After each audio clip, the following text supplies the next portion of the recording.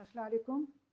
میرا نام ڈاکٹر شاہدہ وزارت ہے اور آج میں آپ سے ایک بہت ہی اہم مسئلے پہ بات کرنا چاہتی ہوں.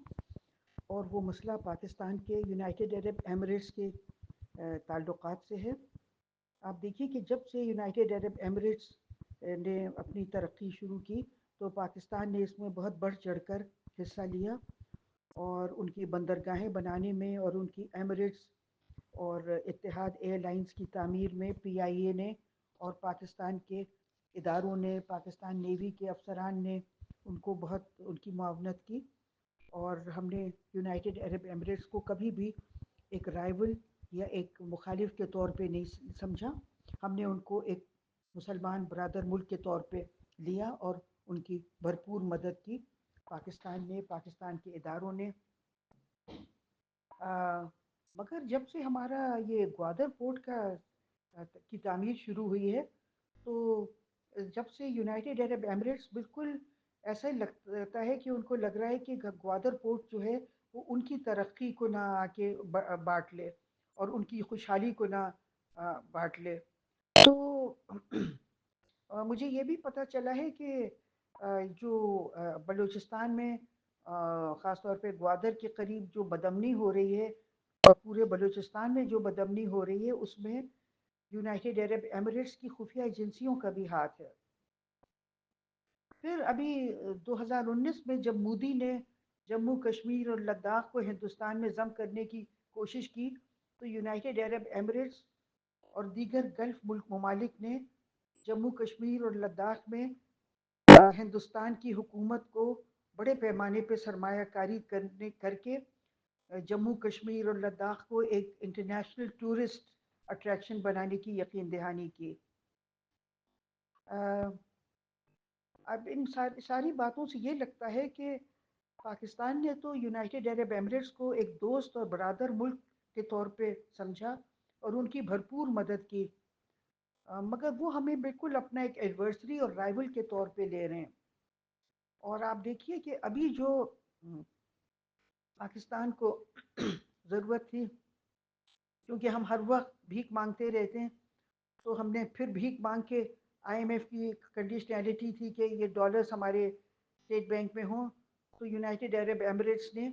$3 بلین پاکستان کے اسٹیٹ بینک میں پارک کیے تھے، اور اس میں سے انہوں نے $1 بلین جو ہے وہ فوجی فرٹیلائزر کمپنی میں سرمایہ کاری کی. اور اب کسی ناراضگی کی وجہ سے انہوں نے باقی $2 بلین کی واپسی واپس مانگ لیے ہیں. تو اس پہ کافی بڑا یہ افسوس ہوتا ہے. اس سے پہلے کچھ سال پہلے سعودی عرب نے بھی ان کے $1 بلین رکھے ہوئے تھے اور انہوں نے کہا تھا فوری واپس کر دو. تو پاکستان کی حکومت کو اس طرح اتنا شابی ٹریٹمنٹ اس لیے ملتا ہے کیونکہ اس نے اپنے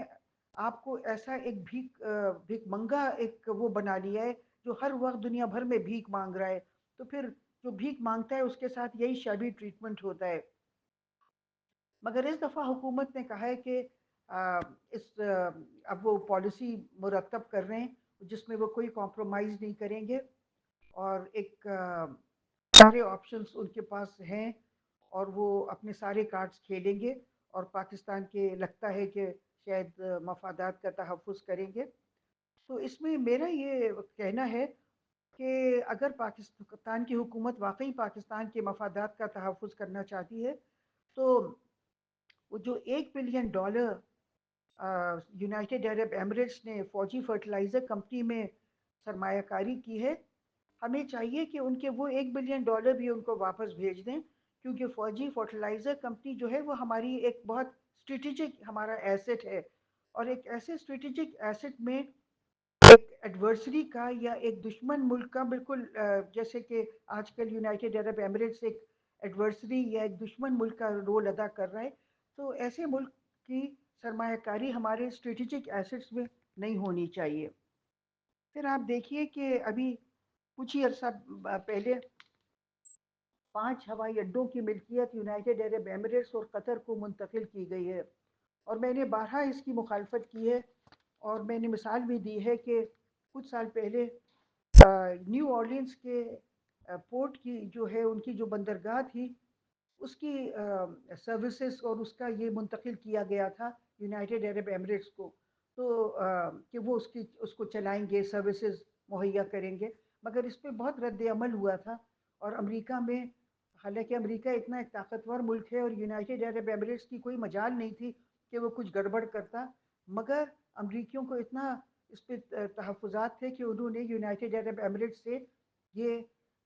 مطلب یہ ملکیت لے لی تھی واپس۔ تو میرا یہ کہنا ہے کہ آپ دیکھیے کہ یونائٹڈ عرب ایمریٹس کا کیا ماضی میں پاکستان کے ساتھ رویہ رہا ہے، اور ایک ایسا ملک جو پاکستان نے اس کے ساتھ کتنی بھی بھلائی کی مگر وہ پاکستان کو ایک ایڈورسری اور ایک مخالف کے طور پہ ٹریٹ کرتا ہے۔ تو ایک ایسے ملک کو پاکستان کے 5 ہوائی اڈوں کی ملکیت دینا، ایک ایسے حالات میں جو موجودہ کے ایسے حالات ہیں کہ ہمیں کسی وقت بھی اپنے ہوائی اڈوں کو ملٹری